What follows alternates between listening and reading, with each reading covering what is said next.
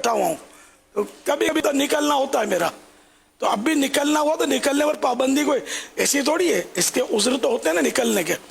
तो गाड़ियां तो चल ही रही हैं, कभी निकलना हुआ तो कोई उज़्र होगा तो निकलेंगे भी। अल्लाह करे कि बस अंदर ही पड़ा रहूं, उज़्र ऐसा कि कोई बीमारी हुई हॉस्पिटल जाना पड़ा तो ये भी नहीं, इसका भी आफियत का तलबगार हूँ मैं।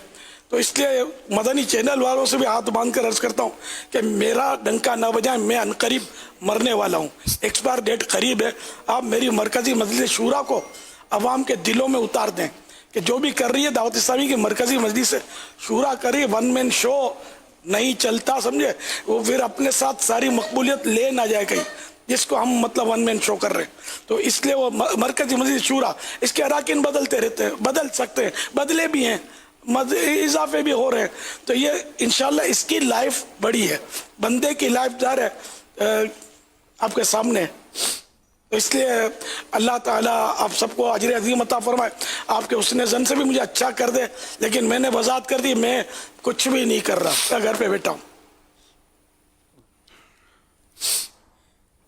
थका मांदा है वो जो पाँव अपने तोड़ कर बैठा, वही पहुंचा हुआ ठहरा जो पहुंचा कुएं जाना में, वही पहुंचा हुआ ठहरा जो पहुंचा कुएं जाना में।